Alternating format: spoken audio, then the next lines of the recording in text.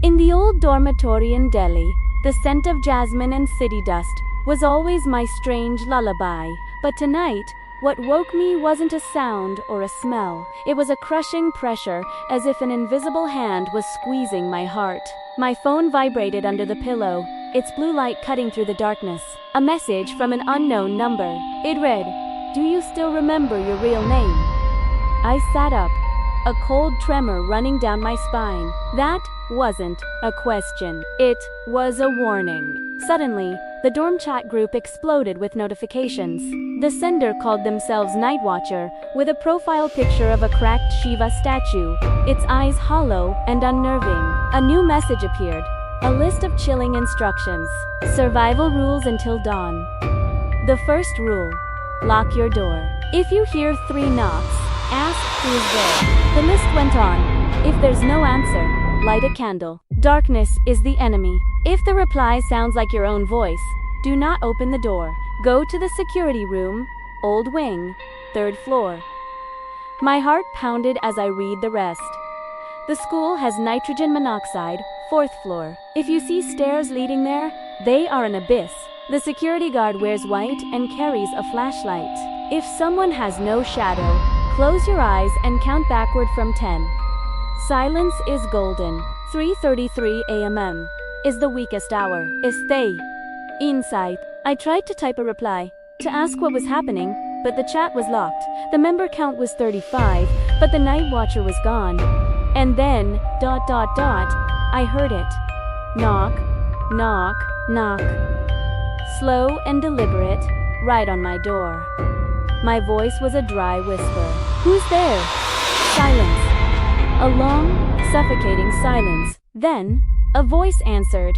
A voice that turned my blood to ice. It was my own voice. Priya, open the door. I'm scared. I scrambled for a candle, my hands shaking so badly I could barely light the wick.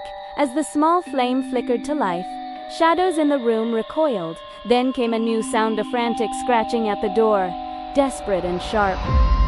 I didn't wait. I bolted, leaving my own voice begging on the other side of the door. The hallway was pitch black, the only light a faint, ghostly glow from the dusty windows. The darkness felt thick, alive, like it was chasing me. I ran up the stairs. 1st floor, 2nd, 3rd, and then I froze. Ahead of me, another flight of stairs rose into absolute blackness. The air here was different, thick with the smell of burnt wood and dying flowers. The night watcher's words screamed in my head. Those are not stairs. That's the abyss. I stumbled back, my heart hammering against my ribs, and collided with someone. Priya, it's me, Anika. It was my roommate. Her face was a pale mask of terror in the gloom. You heard it too. The voice. It sounded just like you. We didn't need to say another word. We ran together, our footsteps echoing in the dead quiet, heading for the old wing security room. Inside, an old man in a white uniform sat in front of a bank of flickering monitors. He turned as we burst in. I instinctively glanced down. He had a shadow. We were safe. For now. You heard the echoes of yourselves, he said, his voice strangely calm. And you saw the stairs that shouldn't exist. What are they? I asked, my voice trembling.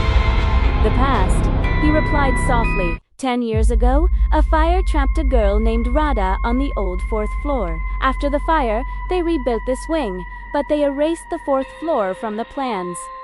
But you see, memory never really disappears. Anika hugged herself, shivering. But why our voices? Why did it sound like us? The guard's eyes were filled with a deep sadness. Because it wants you, he said. It mimics you.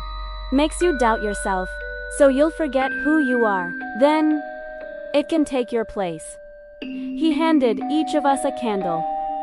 Stay here with me until dawn, and whatever you do, don't forget your name. Huddled in the security room, exhaustion finally took over. I drifted into a restless sleep. But my dream wasn't my own. I was someone else, a girl in a red sari, running through thick, choking smoke. I was screaming, but no sound came out. The last door was locked from the outside. Through the hazy heat, I saw a girl watching me, her face a blur of terror. And then, she ran away.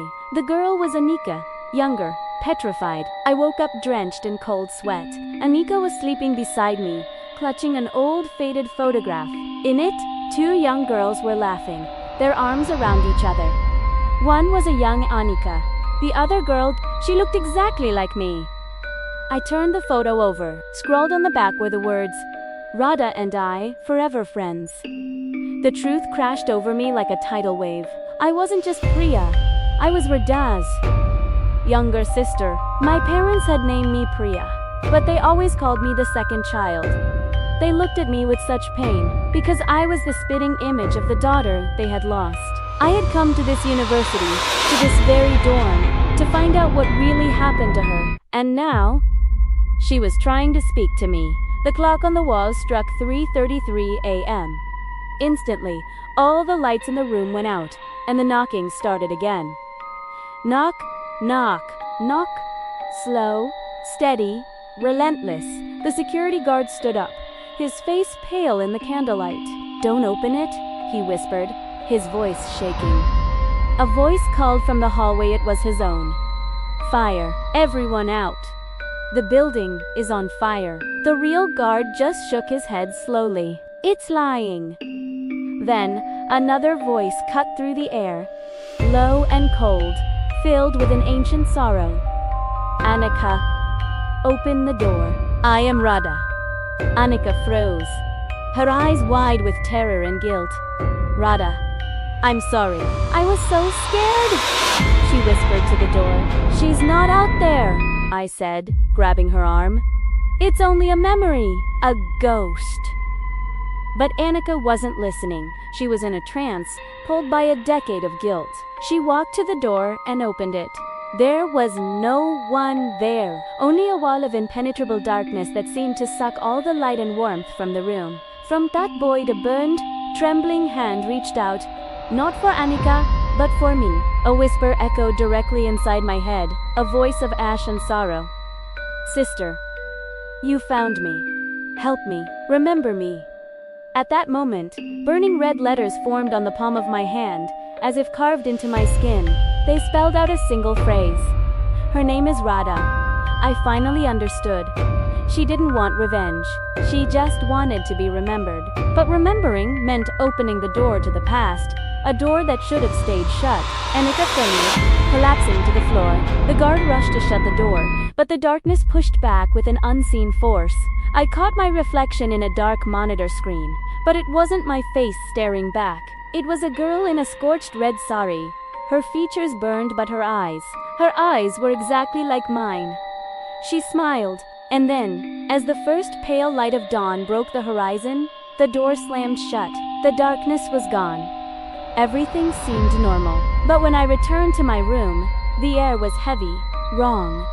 Anika wouldn't look at me, and when I look in the mirror now, sometimes I see Priya, but other times, I see her. I'm no longer just one person. I am a memory abridged between the living and the dead. And I know, when night falls, the knocking will return, because the past never dies. It only waits for someone to remember, and I, a girl torn between two names, will always be the one who has to listen.